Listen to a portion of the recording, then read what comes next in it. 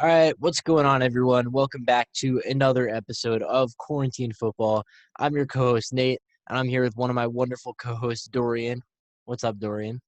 You forgot to put top two, maybe top one co-host in Uh, there, but I'm doing yeah, well, man. I might have intentionally left that out. Who knows? We'll see. The rankings are constantly moving around, constantly changing. Sometimes someone will have a standout performance. Sometimes someone will have a really bad performance. There's a fantasy episode coming out sometime in the future where Ryan, I think, doesn't have a great performance. He kind of goes out, tries to roast me for all these different fantasy takes I've had in the past. And Uh, I don't think that's a good look. So he might be falling a little bit in the standings, but we'll see how that all turns out. it's all But good. Just know I'm always at the top. yeah, of course. At the top in your own mind. But Yeah. but anyways, so we obviously are not here to just talk about our quarantine football host rankings. We're here to talk about some big NFL news that's happened recently. And that big NFL news revolves around a quarterback who's been known as Superman. He's had an MVP season under his belt. He's been to the Super Bowl before. He's a multiple time Pro Bowler. I believe he was first team All Pro. Someone who has a lot of accolades, who's been a very good quarterback over his career, who's actually changing teams, and that is, if you haven't guessed by now, that's Cam Newton, going to the New England Patriots. Huge stuff out of the NFL news today. Uh, Man, I am excited for this. I don't know, like we'll hear how you feel about this, Dorian, in a couple seconds, but I am very, very excited. That's my initial gut reaction. How are you feeling about this? Man, I'm a Cam Newton fanboy, so when I saw the news, I was incredibly excited just for him, but also like just football so much better with Cam in the league that I couldn't imagine this season without Cam, especially the fact, I mean, we've seen the workout videos and everything. Cam looks healthy. He looks even more massive than usual. Like he looks like, Yeah, I yeah, mean, I'm just excited because I mean, I'm not a Patriots fan by any means. I don't like the Patriots very much. I'm a Raiders fan. They got history going back to like the Tuck Rule game. It's some bad blood there. But I am excited to see Cam Newton perform there. I think that the Panthers did him wrong a little bit, replacing him with Teddy Bridgewater. I think that he's been loyal to that team for a long time. He's brought them some success, and really the only times that he hasn't really brought them success has mostly been due to injury and due to the team that's been built around him, in my opinion. Obviously, he hasn't been perfect throughout his career. He's definitely thrown his fair share of picks, and sometimes he hasn't been the most accurate passer of all time, but. I mean, he's still a very solid quarterback, and I think he's absolutely going to perform with the Patriots. The fit is kind of a different thing because I'm not sure how this is going to work out. The offensive coordinator, Josh McDaniels, has never really worked with a Russian quarterback. I mean, he's been with the Patriots the whole time with Tom Brady, obviously. Um, and well, not Tom Brady's whole time. His whole time with the Patriots has overlapped with Tom Brady's time. And before that, he was the offensive coordinator for the Broncos. And with the Broncos, he had, I believe, Kyle Organ, who is also not your prototypical like Russian quarterback. And then obviously Bill Belichick has been working with Brady for the majority of his head coaching career in the NFL. So I'm interested to see how they're going to adapt to a Russian quarterback, but that's certainly not saying that I doubt them. I think that they're very talented coaches, both of them, honestly. I mean, especially Belichick has just been an absolute like wizard throughout his whole time in the NFL, constantly changing his style to match and actually exceed what the rest of the NFL is doing at any given moment. Seems like he's always a step ahead somehow. And I could see this. I could see this working. I could definitely see them adapting to Cam Newton's play style. Maybe even helping him with injury prevention. Transforming him into not more of a pocket passer, but more of someone who's good at protecting his body. Potentially trying to keep him around for the long term, even though he's only on a 1 year deal. yeah. I mean, you look at the Patriots team that's assembled around him, and I look at that as a team assembled for Tom Brady. I mean, you got a lot of guys who run short routes, but you look at it like James White is a pass catching running back, Christian McCaffrey, so he's used to something like that. But you also look at a guy like Julian Edelman, who's a safety blanket, not necessarily a tight end that they have. They don't really have a big tight end. Cam Newton's had Greg Olsen for how many years now?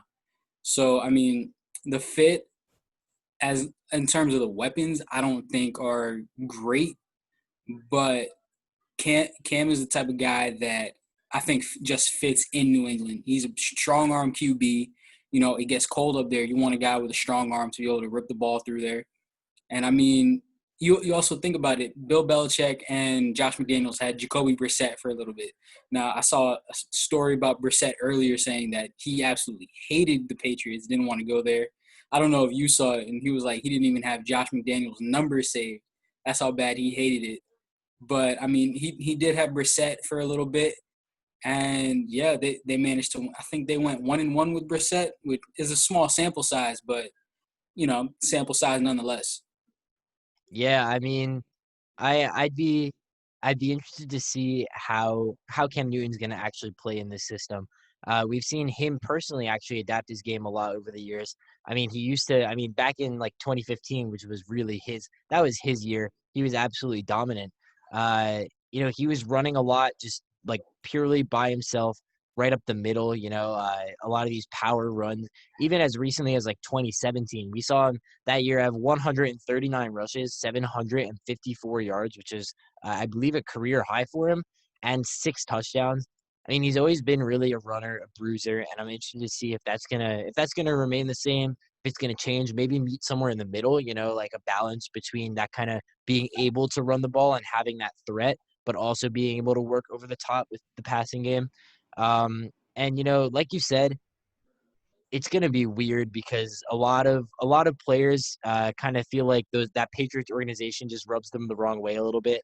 It kind of just makes them feel a little bit like disrespected because they treat every player the exact same. And I mean, Cam Newton, for all of his prowess on the field, and even I mean, I love his personality. I think his personality is great off the field, lots of self confidence, stuff like that.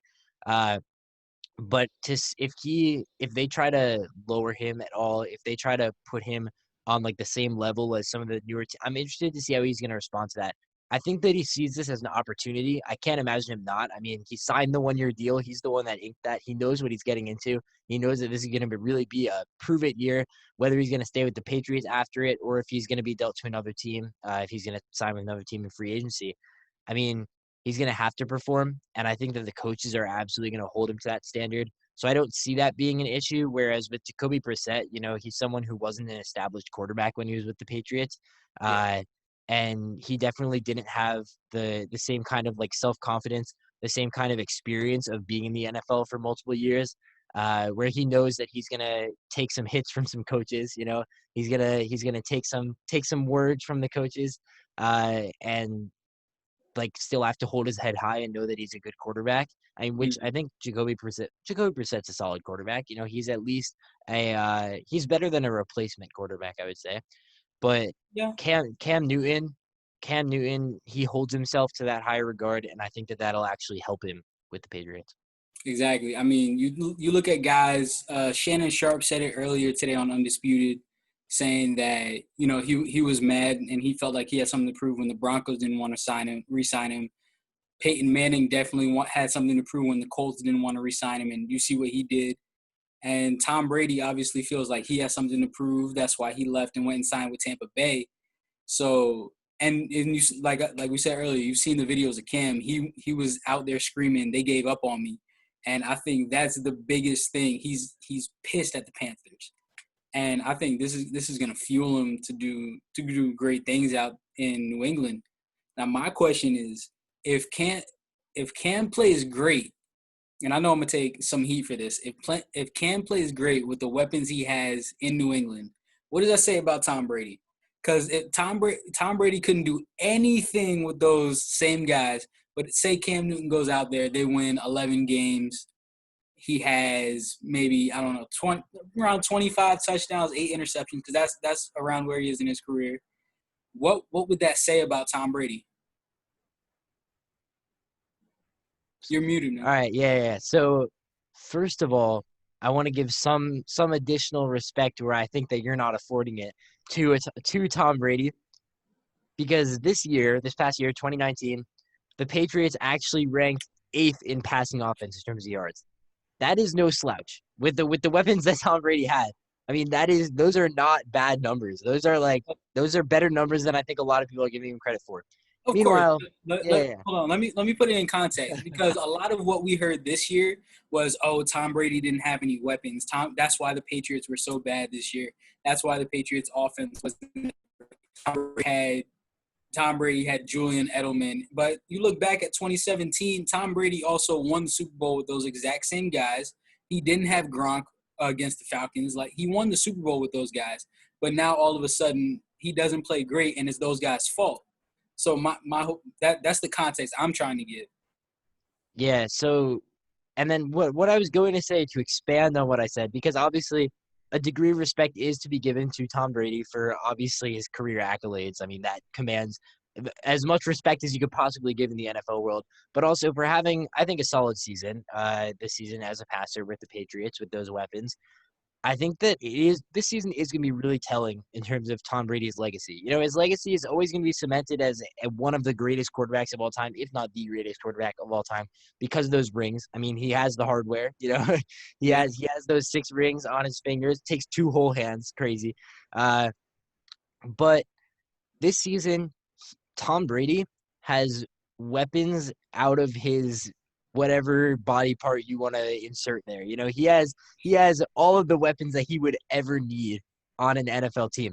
yeah, He's throwing a Chris Godwin and Mike Evans and Rob Gronkowski and theoretically OJ Howard. I mean, like that amount of offensive firepower is absolutely ridiculous. We haven't seen a team that stacked on offense in terms of just weapons in a long time. It's been a while since there's been a team that on paper looks like it's going to be that strong in terms of offensive passing weapons. If Tom Brady gets outperformed by Cam Newton, not necessarily that one performs really well individually or that the other performs really well individually. If Cam Newton can pull off a season that's more successful, more statistically dominant than Tom Brady can this year, I think that's very telling for both quarterbacks, because I think that means that Cam Newton it obviously has a new fire in him. That means that he's ready to go again. He's in a new system, and he's ready to show the Panthers that they shouldn't have given up on him like that in his, I don't know, age 30, age 31 season. And it kind of shows that Tom Brady maybe benefited a lot from that Patriots coaching. You know, it shows that maybe Tom Brady isn't really going to be as well equipped to handle a season with a new offensive coordinator, a new system. Maybe, maybe it's maybe. the time will tell. You know, this is the kind of thing where I get so excited about this. I mean, this makes me so happy to see this NFL news, these rumblings going on in the NFL world. It makes me so happy, and it makes me. I pray that we have an NFL season here, because I want to see this thing play out. I want to see this storyline unfold to where we can see, oh man, like Cam on the Patriots is ridiculous, and oh man, Tom Brady on the Bucks, maybe he's not what we thought. Or conversely, wow, Tom Brady, the GOAT, is dominant in his like age 42, 43 season with the Buccaneers, a new team. And Cam Newton, you know, I don't know. We'll see. I want to see that happen, regardless of how it unfolds. Yeah, but I mean, if Cam doesn't play great, do you think people would have the exact same excuse they had for Tom Brady last season, like, oh, because Cam is so much of a different quarterback than Tom Brady.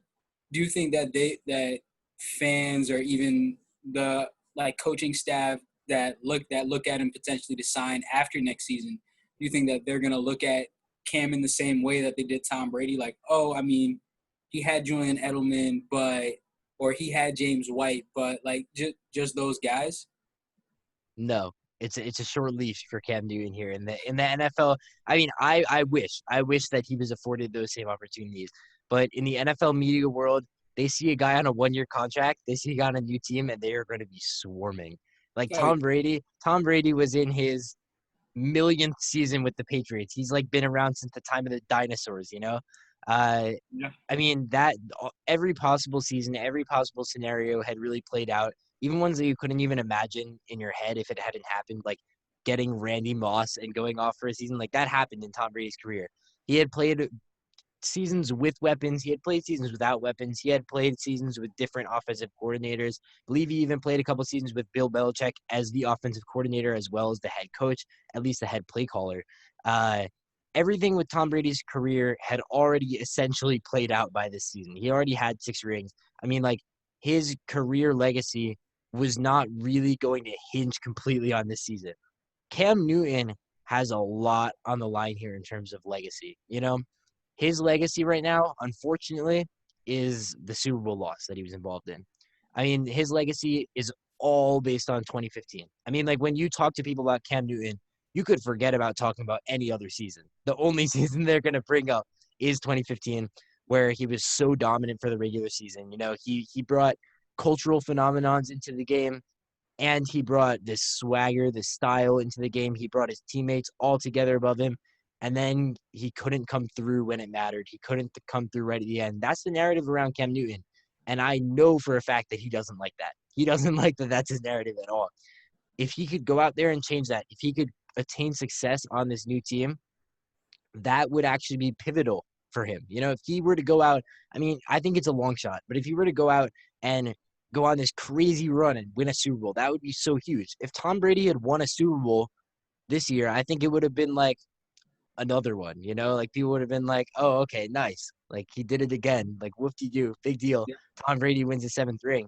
I mean, going from 6 to 7, it's marginal. Going from 0 to 1 for Cam Newton, that's huge. I think media people are really looking for that. Definitely.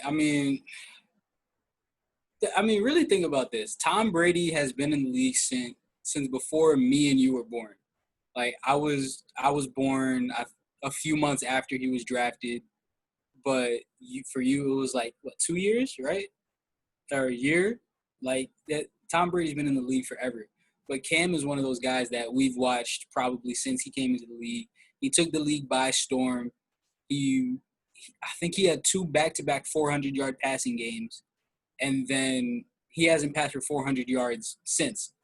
He's been close. He had a lot over 300, especially in the 2015 season. But like you said, the unfortunate truth about it is that with Tom Brady, his legacy's kind of already cemented. Unless something crazy, I feel like if Bill Belichick wins the Super Bowl with Cam Newton this season, which is entirely possible, because with Cam, I have the Patriots being the best team in the AFC East, because I'm not sold on Josh Allen 100% in the Bills. Like I think you have to kind of dethrone the Patriots first, but as as a team, I think the Patriots are going to do it. I and I've never had anything nice to say about the Patriots. And it pains me to say it, but I mean, with Cam, I think everything's possible. You just signed a potential top 10 quarterback for less money than they got fined for. Like $7.5 million is a really cheap contract for a quarterback when a lot of these guys are getting paid 18 million for like what, 1 season, 2 seasons. It's insane. And I think Cam brings them back to the top of the AFC East. I heard people saying that they're even Super Bowl contenders, and I'm a firm believer in that. With Bill Belichick, I think anything's possible.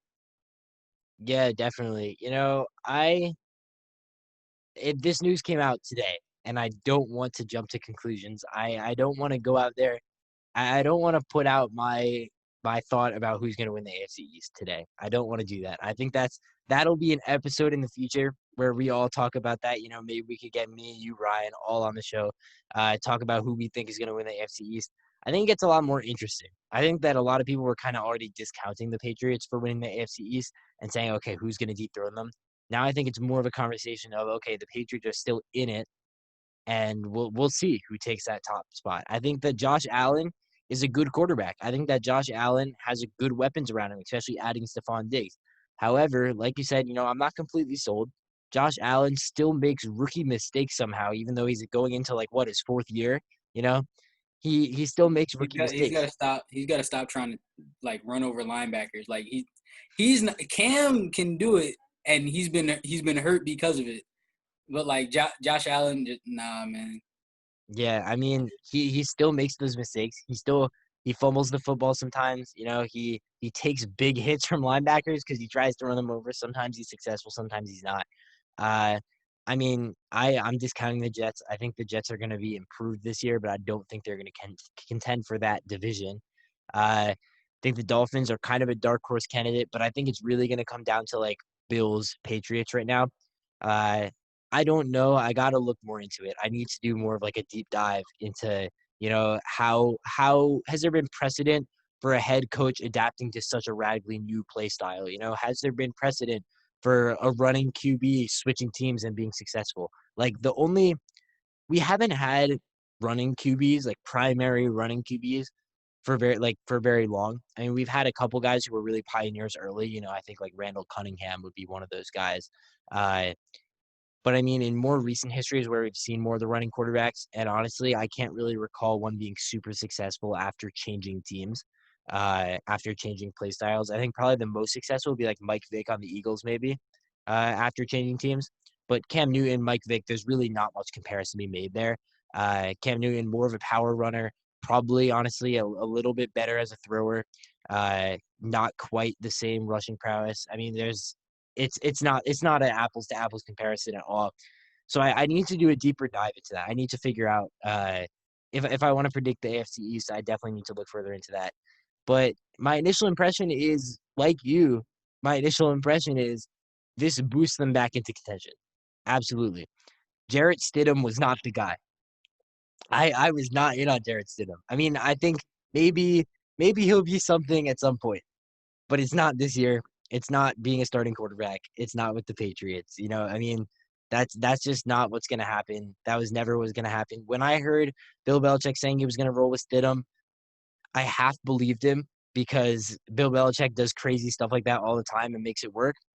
But I still had that little bit of doubt. Like, he's definitely looking at the free agent market. He's definitely looking to add a quarterback somewhere, maybe in the draft. We'll see if they take Jordan Love. I was thinking that the whole time.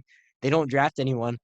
And I'm like, are they really going to do this? Are they really going to roll out Jarrett Stidham? And then today's news, it was like, yeah, that was a smokescreen. They never meant to do that ever. They were not going to roll out with Jarrett Stidham. Do you think that was ever the plan? I wonder, like, do you think that they originally thought they were going to stick with Jarrett Stidham? And then when Cam got released, they were like, okay, well, actually, Cam's better. Or do you think that the plan was always kind of like, let's just get whoever we can on the free agent market after we say that Jarrett Stidham will be our starter? I mean, I think see, it's so hard because it's New England. Like you really never know what they're thinking. So like I remember maybe the night of the draft, I was with you. I was like, okay, I think they're gonna get Jordan Love, and the Packers took him. I was like, okay, maybe they're gonna get one of these other guys, and they completely passed on quarterbacks.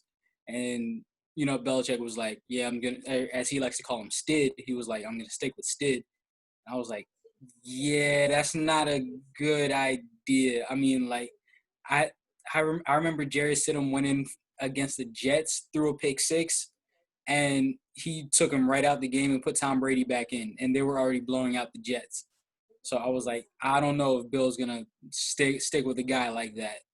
But once you see a quarterback like Cam, all you really and it's obviously they needed to wait for things to open up at least a little bit to bring him in because that was the main thing with Cam why he didn't get signed. That you couldn't bring him in for a physical. You couldn't have the doctor check him out. Now that things are kind of opening back up, you're seeing guys like Todd Gurley pass his physical, got like other guys being able to see the doctors and everything. So I do think that they were trying to play the free agent market. Um, honestly, I didn't see Cam going to like you had heard the rumors about it and everything. I didn't think it would actually happen. I was more on the like, oh, he should go to the Chargers route because I think that would be great. One of his former offensive linemen is there. He knows what Cam likes. But I definitely didn't see this coming per se.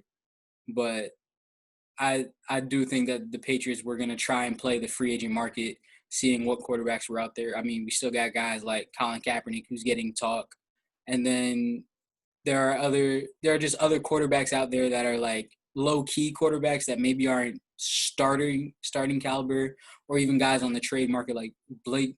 You know, Bill Belichick is the type of guy like Blake Bortles. You never know. Like Bill Belichick can make Blake Bortles a 5-time Super Bowl MVP. Like you just never know with him. So yeah, I definitely think they were gonna play the free agent market. Um, but man, I'm just excited to see Cam. Like it's super Cam. Like Yeah. I mean, I personally I didn't expect this either. Uh, I originally thought after the draft pass, I really thought that they might go make a move for Andy Dalton. I thought that that would be a thing because I'm a little higher on Andy Dalton than most people are. I think that he's a starting caliber quarterback. I don't think that he's necessarily. I don't think he's a backup. I mean, I think that he's a very good backup if he is a backup, which is what he's gonna be with the Cowboys. Obviously, he's not gonna push for that starting role with Dak Prescott there. Uh, but Andy Dalton, I think as a starter in New England, I thought that would be a pretty good fit. Uh, but now seeing that Cam would come there, I in our episode where we actually talked NFL news and talked about why Cam Newton might be unsigned, I said the circumstances for signing Cam should be this. I said 1 year deal. I said, you tell him, hey, like, some people think your talents are dwindling a little bit. We don't think so, but we want to give you this prove it contract, that 1 year deal. I also said you want to have a good insurance policy behind him because there's an inherent injury risk with him. He might not be able to be the serviceable starting quarterback all 16 weeks. And even if he is, you just want to have someone behind him just in case. And I think that Jared Stidham is perfectly capable as a backup who can come in, someone who could fill in for a couple games. I think that Jared Stidham is definitely capable of that within that Patriot system. He's been around Bill Belichick for a year now, and I think that that is definitely a potential thing that made it easier for the Patriots to stomach that injury history for Cam and that inability to potentially get full medical clearance for him. So, I think that this is a perfect situation. I think this is a huge win for the Patriots because they paid him little. They did not pay him much. I think this is a win for Cam Newton too. He gets a perfect chance, which I'm sure is what he was looking for. It's just a chance to show that he can still do it. This is it. He's gonna be it's gonna be challenging for him. But if he can prove to the entire NFL audience again, like he did in 2015, just captivating them in the regular season, if he could do that again with the Patriots, that would be huge for his legacy. That would be huge for his perception, and he could cash in big after this contract. After this 1 year deal, he's still only be 31 or 32. He could still get a long-term deal. I mean, you could still get teams looking for it, like looking at him, saying, "Hey, we could give this guy a 5 year deal. He could be our long-term quarterback for a while." Uh, I think it's big for both parties, and I'm really happy with this move. I really there's not much negative to it, honestly. As a fan, as a I guess a proponent of organizations making smart moves, and as a guy who likes to see players succeed, all three of those fronts I think are very satisfied in this deal. totally, very incentive based contract too, and only 7.5 million. So is definitely good on both sides. I think if the Patriots don't re-sign him, they get a third round pick in 2021 too, which they happen to lose because of their fines. But that could be a whole nother episode. But yeah, I think this is just a great situation for both sides. I'm excited. Hopefully we have a season, but man, like I said, I'm just excited for Cam. I mean, I couldn't say it better myself, Uh, and yeah, I mean, with that, I think we're gonna wrap this episode up. Me and Dorian, I'm sure Ryan is too. We'll have to see. We'll have to see how he feels about this one. I'm excited to talk to him about it because you just know Ryan's gonna come out of left field with some ridiculous opinion on this. That we're gonna have to have some contentious back and forth on that. All in good fun, obviously. But you know, I'm excited to see how he feels about that. I'm excited to see how you guys feel about that. I think we made an Instagram post about this. You guys let us know what happened in the comments below. Definitely follow us on Instagram. Follow us on Twitter too. We've got a YouTube channel that you're probably watching this on right now. So if you haven't subscribed yet, definitely hit that button. Like the video, comment down below with your thoughts on Cam Newton's deal. And yeah, everyone have a great day. Obligatory Carlos appearance. And yeah, have a good one. See ya.